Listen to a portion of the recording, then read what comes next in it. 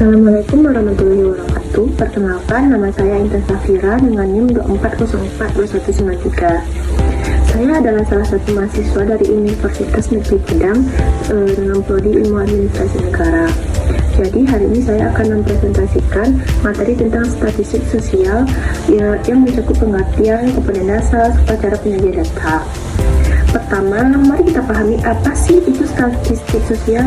Statistik sosial adalah ilmu yang mempelajari cara pengumpulan, pengolahan, dan analisis data yang berhubungan dengan kehidupan masyarakat dan perilaku sosial. Perlu kita bedakan juga antara statistik dan statistika itu berbeda. Statistik adalah kumpulan data berupa angka maupun non-angka yang disusun untuk menggambarkan suatu masalah. Sedangkan statistika adalah ilmu yang mempelajari metode dan teknik dalam mengumpulkan, mengolah, hingga menganalisis data, serta menarik kesimpulan dari data tersebut. Selanjutnya, mengapa sih statistika itu penting untuk dipahami? Karena statistika membantu kita dalam menyusun data sehingga mudah dipahami, merancang survei atau eksperimen yang efektif, serta menggunakan metode yang tepat dalam membuat kesimpulan dan inferensi. Selain itu, statistika juga mengukur keakuratan kesimpulan yang kita ambil. Fungsi statistika antara lain untuk memperluas wawasan kita terhadap masalah yang kompleks dengan mengorganisir fakta sesuai kebutuhan, menyederhanakan data yang rumit, dan menyesuaikan data dengan tujuan analisis. Statistika juga digunakan sebagai alat perbandingan yang sangat berguna dalam berbagai bidang. Selanjutnya, kegunaan statistik bagi peneliti juga sangat luas, mulai dari pemilihan sampel yang mewakili populasi, membaca dan memahami data, menilai perbedaan antara kelompok, hingga meramalkan kondisi masa depan berdasarkan data yang ada. Namun statistik juga memiliki keterbatasan. Statistik hanya bisa diterapkan pada fenomena yang dapat diukur secara numerik dan tidak berlaku untuk fakta tunggal. Analisis statistik bersifat pendekatan dan tidak memberikan kebenaran mutlak.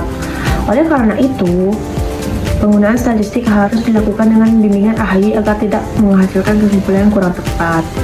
Selanjutnya, jenis-jenis statistik dibagi menjadi dua, yaitu statistik deskriptif dan statistika inferensial. Statistika deskriptif bertugas mengolah dan menyandikan data agar mudah dipahami tanpa mengambil kesimpulan umum. Sedangkan statistika inferensial membantu kesimpulan atau prediksi tentang populasi berdasarkan sampel. Selanjutnya, berdasarkan metode analisisnya, statistik juga dibedakan menjadi statistika parametrik yang mengonsumsi data berdistribusi normal dan statistika non-parametrik yang tidak mengharuskan asumsi distribusi normal, cocok untuk data ordinal dan nominal. Mengenai data adalah kumpulan fakta atau informasi mentah yang perlu diolah agar menjadi informasi yang bermanfaat. Data itu sendiri dibedakan menjadi dua, yaitu ada data kualitatif dan kuantitatif. Data kualitatif meliputi data nominal seperti jenis kelamin dan data ordinal yang memiliki urutan seperti tingkat pendidikan.